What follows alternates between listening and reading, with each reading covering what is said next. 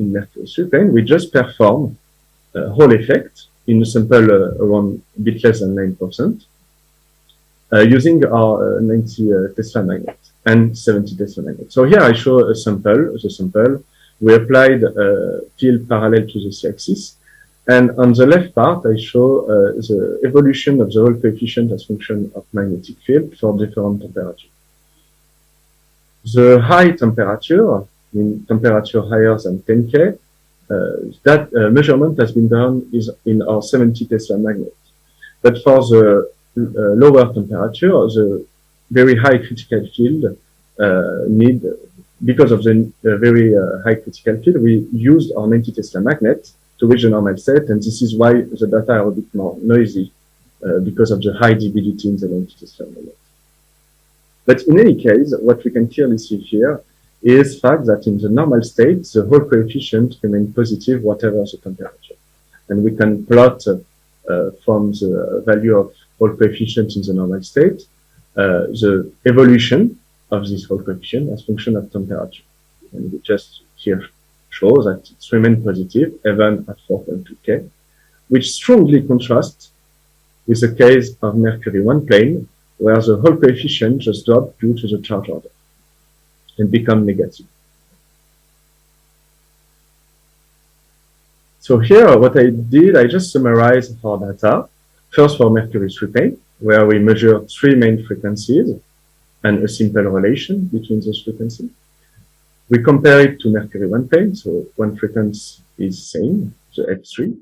But the large difference, the huge difference, is the positive Hall effect in Mercury 3 plane and the negative Hall effect in Mercury 1 plane. So now the goal is to reconcile our data and to try to draw a Fermi surface of our compound. So in this first scenario, so I will propose 2 scenarios. And the first scenario is just a scenario where we thought about another compound with several layers per unit cell, and here it's YBCO. In YBCO, it's well known that charge order also developed in the ordered region, but the spectrum of the quantum oscillation is not composed of only one frequency. It's composed of a central frequency and 2 satellites. And satellites are due to the coupling between layers, which lead to the observation of other frequencies, and it's well understood in this paper or in other paper like in the Maharaja paper. And what we can assume is the fact that in Mercury strain plane, we got also charge order, which correspond to the 850 Tesla frequency in analogy to Mercury 1 plane. But that tunneling occurs between layers, so jump term is present, and lead to the observation of additional frequencies in our spectrum in analogy to YBCO, to the YBCO system. And the main difficulty and problem with this model is that, of course, the Hall effect should be negative in this model because carriers are electrons. But also, we expect to observe a symmetric spectrum like in YBCO with main frequency corresponding to the electron pocket and satellites around this frequency. So this, the model of just tunneling and charge order cannot explain the negative Hall effect, and we have to find another way to explain all that. So this leads to the second scenario, where here we just took into account the characteristic of multi-layer. And the main characteristic is the doping imbalance between layers, as I present in the first part of this talk. And what we can assume is we have doping imbalance in Mercury string plane, which is very general, and that the inner plane is less doped and is in an antiferromagnetic order.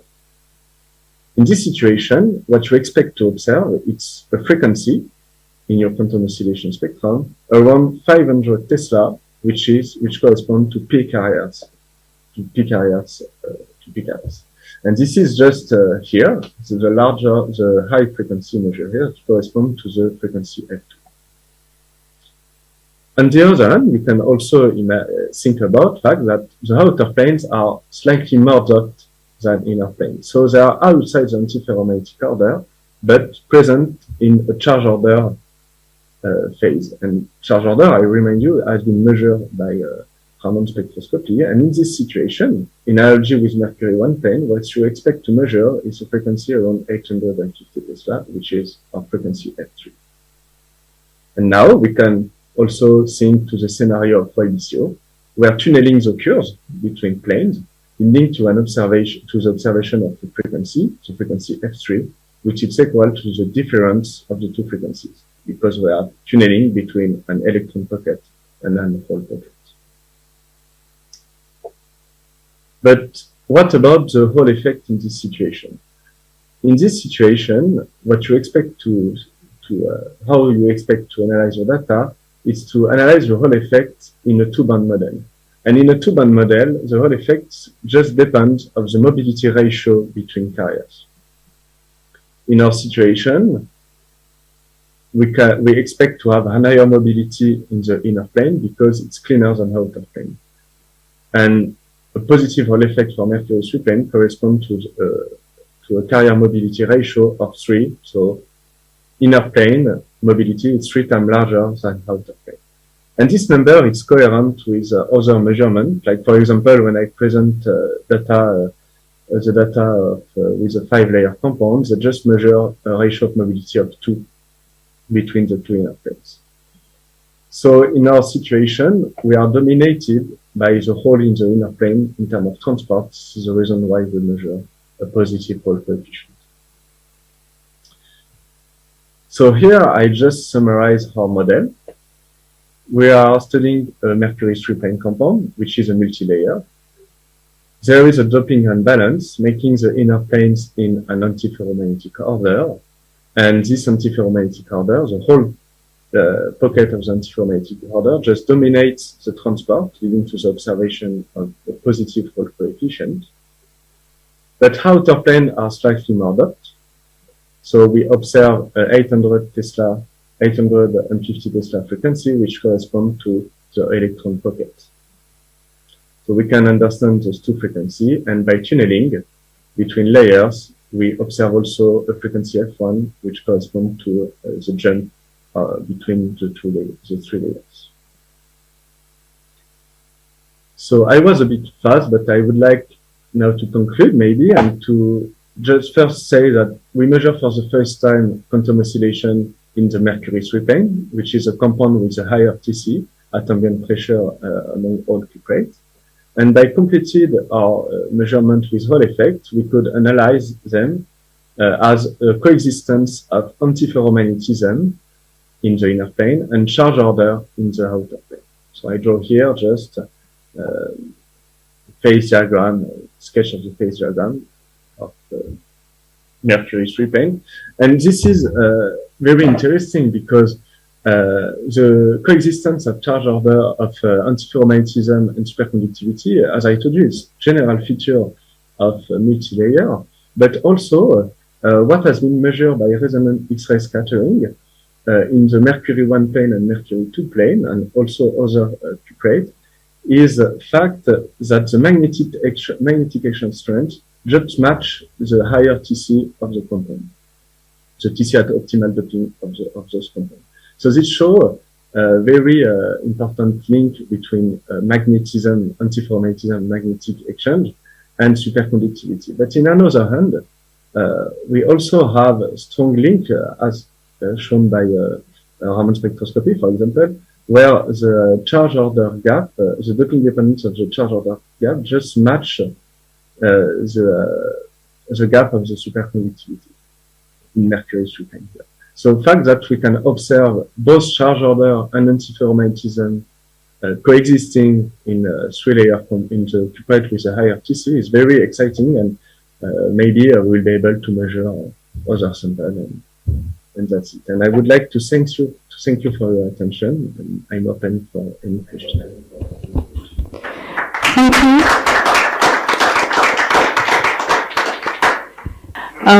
So you showed beautifully on these 3 layers that I think it's very convincing analysis that the intermediate layer is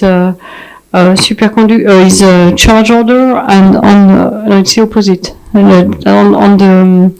On the top is charge order, yeah, and and the intermediate layer is antiferromagnetic. So in that case, it's beautiful school case almost that we see all the pockets. We see whole pocket for antiferromagnetism, electron pocket for charge order, and we even see the frequency between the two. So I come back to the question that was asked to James Story a bit earlier. The fact that we see only one frequency when there is no explicit antiferromagnetism, does it show that there is no whole pocket due to the mode transition, but it's only due to antiferromagnetism, the whole pocket? I mean, it's a bit maybe provocative question for you. It's the only case. Yeah. You are talking about the inner plane, yes? Yeah. So if there was no antiferromagnetism, you would not see the pocket. Let's put it this way. If there is no antiferromagnetism, in my case, as I understood, if there is no antiferromagnetism, it's just like Fermi arc, you expect to see a local conciliation. I'm not sure if I answered to the question. Well, there are theories who say that you can have whole pockets without antiferromagnetism. That's one thing. I mean, generic theories that you dope a whole mode insulator with you form the whole pockets if you just do a simple theoretical analysis. So and they are not exactly centered in the antiferromagnetic zone. They are just a bit pushed away. So this you have never observed, you confirm? By quantum oscillation, I confirm just the way we understand our data. Of course, we just compare to other data in the sense that, as I know, quantum oscillation just measures the whole pocket antiferromagnetism. If it's due to other confirmed or other model, I'm sorry, but I can't really answer this question. I just know that this pocket corresponds to peak areas. And I don't know, maybe in other models we also observe peak areas. I don't know the question is relevant. Do you expect to see peak areas? To see what, sorry? To see what? An area corresponding to peak areas in other models. To P, sorry, say in French. It's just your English and my English. To peak. I'm sorry, it's my English. Yes, because this pocket. Yeah. This pocket corresponds to the doubling value, like the number of folds per cover. Yeah. The area of this pocket. Yeah. And in other models, do you expect to see the same area? Yes. Yes.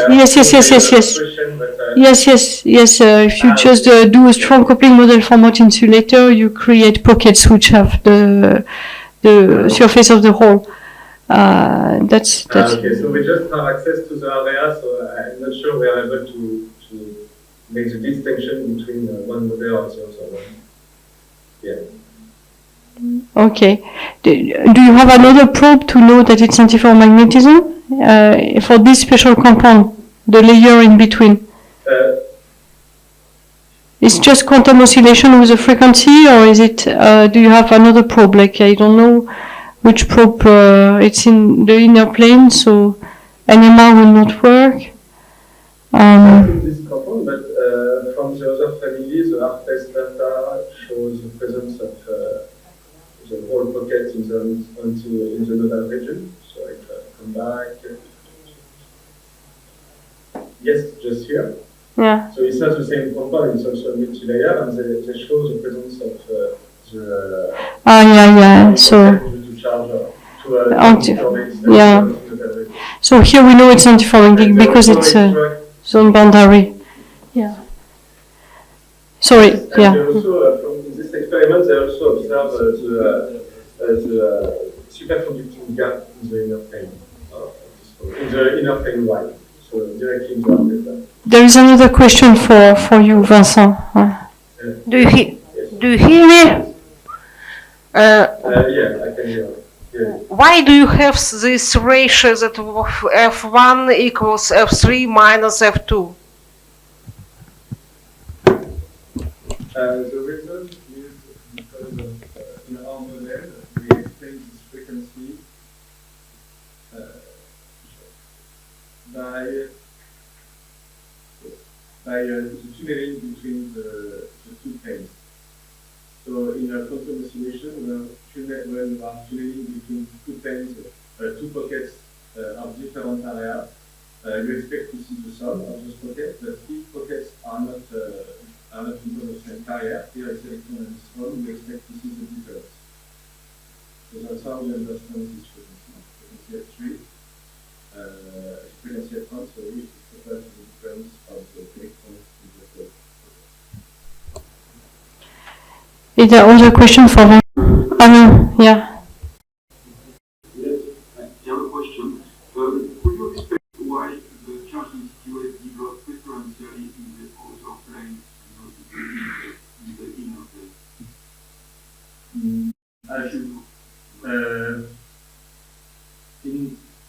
In this, like here, we just assume it's due to a doping imbalance. So I did something just here.